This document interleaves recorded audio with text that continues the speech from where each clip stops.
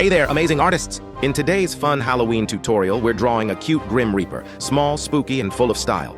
This little Reaper isn't scary, he's cool, cartoony, and easy to draw for kids and beginners. Grab your pencil and let's bring this mini Reaper to life together. Comment below which Halloween character you want to see next, a ghost, pumpkin, or vampire. And don't forget to subscribe for more awesome step-by-step drawing lessons from Learning Paws.